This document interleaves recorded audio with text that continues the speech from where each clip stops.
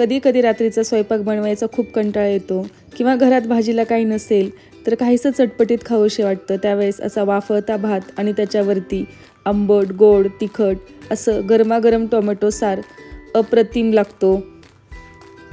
हा टोमॅटो सार अगदी 10 मिनिटात तयार होतो, म्हणजेच झटपट आणि चटपटीत पटकन तयार होणार हा टोमॅटो सार आहे।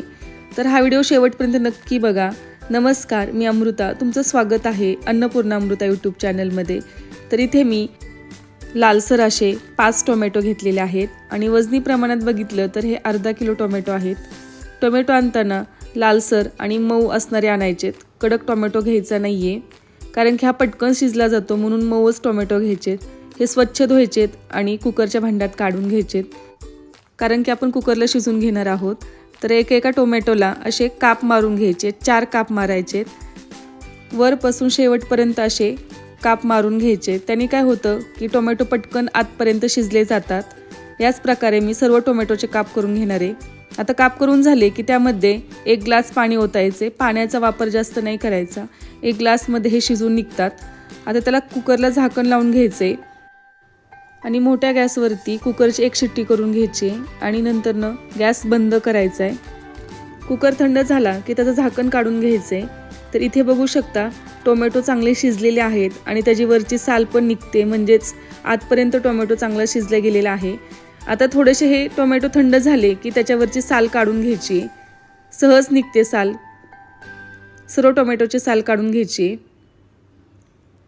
आणि हे थोडे टोमॅटो चाकूच्या साहाय्याने कट करून घ्यायचेत, म्हणजेच आतपर्यंत हे थंड झाले पाहिजेत।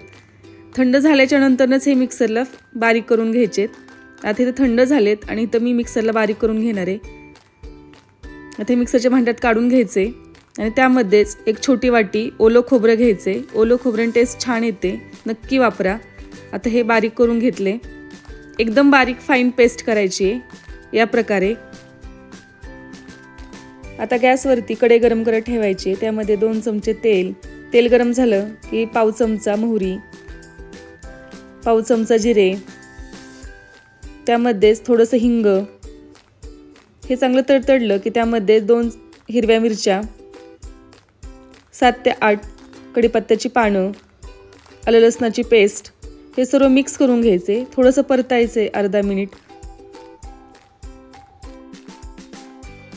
हे चांगलं परतून झालं की त्यामध्ये टोमॅटोचं मिश्रण घालून घ्यायचे। आता त्यामध्येच जे कुकरमध्ये पाणी होतं ते वापरायचे। हे सर्व मिश्रण मिक्स करून घ्यायचे, पण हा सार दाटसर वाटतोय खूप, त्यामध्ये अजून पाण्याचं प्रमाण घालावं लागेल। आधी मी 1 ग्लास पाण्याचा वापर केलेला होता, अजून 1 ग्लास पाणी वापरायचे, म्हणजेच टोटल आपण 2 ग्लास पाण्याचा वापर केलेला आहे आणि हा सार परफेक्ट तयार झालेला आहे। हा सार करताना पाण्याचं प्रमाण जास्त पण नाही करायचं आणि कमी पण नाही करायचे। आता त्यामध्येच चिंचाचा कोळ घालायचा आहे, त्यामध्येच 1 चमचा खिसलेला गूळ घालायचा आहे, अर्धा चमचा जिरेपूड, अर्धा चमचा धनेपूड, 1 चमचा लाल मिरची पावडर आणि चवीनुसार मीठ। हे सर्व ॲड करून झालं की मिक्स करून घ्यायचे आणि मीडियम गॅसवरती 1 ते 2 मिनिटं हा टोमॅटो सार चांगला उकळून घ्यायचा आहे। तर इथे बघू शकता की कलर चेंज झालेला आहे आणि आपला परफेक्ट टोमॅटो सार तयार झालेला आहे। तुम्हाला सर्व करून दाखवते। हा टोमॅटो सार अगदी 10 मिनिटात तयार होतो। घरात कधी भाजीला नसेल तर चटपटीत आणि झटपट तयार होणारी रेसिपी आहे, नक्की करून बघा आणि रेसिपी कशी वाटली मला कमेंटमध्ये सांगा। धन्यवाद।